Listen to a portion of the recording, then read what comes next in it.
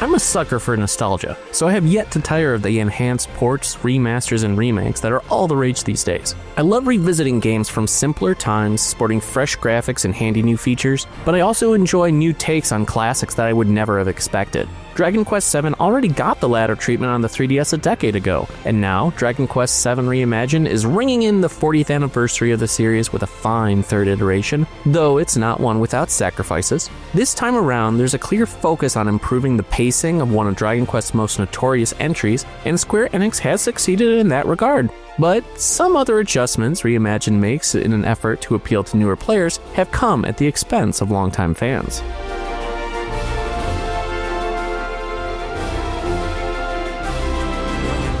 Dragon Quest VII tells the tale of a humble fisherman's son and his childhood friends as they seek out fragments of 17 magical tablets in an effort to restore the world.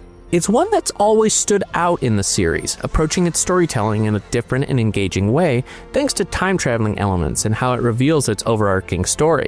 Instead of a single sprawling plot that grows increasingly complex, Dragon Quest VII weaves a tapestry from many seemingly independent strands into a final work of art that's hidden at the start. That really helps drive home its themes of isolation, with the oddly disconnected nature of each island's tale lessened only as you literally rebuild the world and watch those connections appear, much like the islands themselves. Add in that you get to see how your actions in the past echo through into the present, it still remains one of my favorite stories of the Dragon Quest series. What are those things? Bringing the world of Dragon Quest VII into the modern era, Reimagined's new puppet and diorama-inspired aesthetic does a really good job of depicting Akira Toriyama's original cast of characters. The proportions of these particular heroes have always been a bit more chibi compared to others in the franchise, which lends itself well to this almost toy-like look. All in a day's work. On the flip side, muted tones and visible fabric materials have replaced the vivid colors and dramatic anime-inspired outlines that I usually adore about Dragon Quest. The fact that Reimagined removed the 3DS version's outfit changes for the different vocations saddens me as well. I did grow more accustomed to the puppety look, and both my wife and 2-year-old son loved to point out how cute everything was as I played, but I'd be fine if this art style ended up being a one-and-done affair.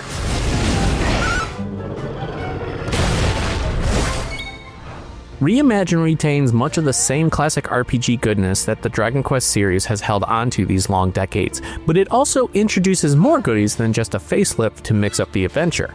New Monster Heart accessories impart unique aspects to the character they're equipped to, such as doubling a character's strength at the expense of reducing their MP to 0, or increasing the damage you dish out with each subsequent attack. You can now take out weaker enemies in the field without ever entering combat as well, cutting them down from the world map itself. But what I found most fun were the powerful Let Loose attacks, which are super moves that act as Reimagined's take on the Square staple Limit Break concept, and the ability to have characters equip 2 vocations at a time, referred to as moonlighting. Both of these can result in some deliciously broken combos that feel great to pull off.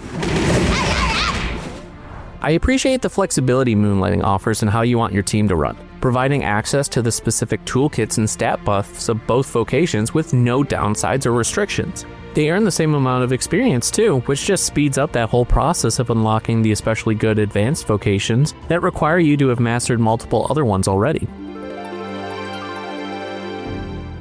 Dragon Quest VII has always been notorious for how long it took to get to basic stuff like combat, and Reimagined's goal of addressing those pacing issues has been a success overall, though some changes are more welcome than others. You'll get to combat within the first 30 minutes or so this time, and I unlocked the vocation system around 11 hours later. Take that! To put the difference here into perspective, at one point I booted up my save from my 3DS version of Dragon Quest VII that was roughly at the same spot I found myself in Reimagined. Not only was I 5 levels higher in Reimagined with twice as many vocations mastered, I had also done all that in half the time. I was at just over 46 hours play when I rolled credits, which is much shorter than both previous versions. Although going for 100% completion will likely take a couple dozen more. Your courage is proven. It's no secret that this faster pace is thanks in part to whole sections being removed, with locations such as El Ciclo, Grondel, and Providence being left on the cutting room floor. Certain areas and dungeons have been reduced in size too, with the boat the main character's father departs on right out of the gate now being a single level instead of 2. The Sunken Citadel in the Wetlock region is another such example, with the dungeon basically being removed altogether and replaced with a short, straight-shot corridor.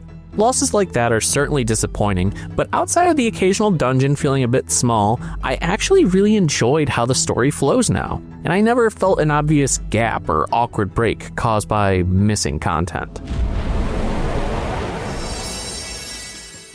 One change that has had more of a noticeable negative impact is how nearly every aspect of the original that could potentially have caused even the smallest bit of discomfort or aggravation has been smoothed over.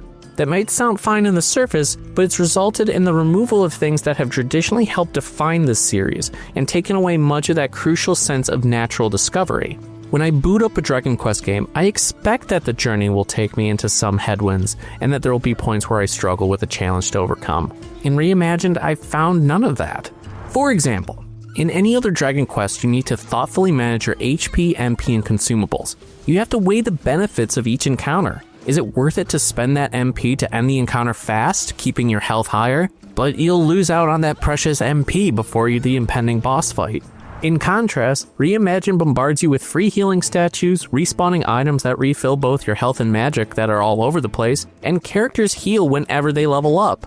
Party members who die during a fight even respawn with a single hit point afterwards, doing away with that classic Dragon Quest imagery of seeing your lone character leading around a parade of colorful coffins in a dreary dungeon.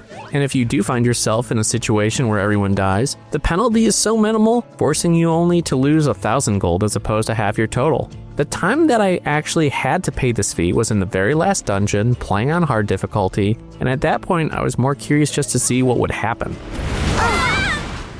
Individual carrying bags have been done away with in favor of a single shared inventory as well, making it so you don't have to worry about strategically divvying up your items, and cursed items are gone altogether. You don't even have to try spells out on enemies anymore to know how they might affect them. There are some difficulty options you can toggle and adjust, such as lowering or raising the amount of experience, vocation points, or gold you earn after a fight, but none of that other stuff is included in those settings. In fact, you can choose to make things even easier for yourself by fully restoring your party after every encounter. This hand-holding approach, where you almost can't fail, even extends to the main questline. So much of that sense of exploration and discovery have been removed, with enough information being fed to you that quests are sometimes a simple matter of glancing over your screen to find where the big icon is. Is there a tablet fragment in your location? You'll see a marker on your map letting you know where you can find it, which turns the hunt for them into an almost mundane task to check off a list rather than the epic world-saving mission it's made out to be. Having recently played through last year's spectacular HD 2D remakes of Dragon Quest I and II, all of this sanded down gameplay gave me whiplash. That package added some solid accessibility options to help newer players, but still retained, and in many cases expanded, the challenge of the originals. Dragon Quest VII Reimagined feels like it goes in the complete opposite direction, with the only real challenge coming from the last hour or so of the story and the post-game grind. That all said, the more I played this new version, the more I eventually came to accept it for what it was, even if it wasn't exactly what I was expecting or looking for. Between its faster pacing, toy-like aesthetic, and insistence on reducing pain points, this really is a literal reimagining of Dragon Quest VII as a sort of my first Dragon Quest entry point for new players. Once that realization clicked, I just let myself enjoy the ride as I soaked in a story and characters I still adored. I just also had to come to grips with the fact that it wasn't going to deliver the challenge and discovery that I usually play these games for. I'm ending this! Every version of Dragon Quest VII is a flawed gem, with its own blemishes and imperfections, but gems they all remain. The way it reveals its world to you stands out from any other game in this long-running series, and seeing the results of your actions in the past affect the present day is just as memorable now as it was when I first put the disc in my PlayStation. That said, Dragon Quest VII Reimagined won't be the version of this adventure I reach for when I want to revisit the islands around Estard and Pilchard Bay. The original's pacing issues have successfully been addressed here, but it's unfortunate so much of the challenge and discovery I expect from a Dragon Quest game has been removed as a result. I really do appreciate and applaud Square Enix for creating a beginner-friendly Dragon Quest, but I also wish more difficulty options had been included to let returning fans like me opt out of that easier tuning. So while Reimagined may not shine in the same way other remakes have, this simplified quest is still one worth completing. if for nothing else than bearing witness to Keifer's awesome chin. For more recent RPGs, check out our reviews of Octopath Traveler 0 or The Legend of Heroes Trails Beyond the Horizon. And for everything else, stick with IGN.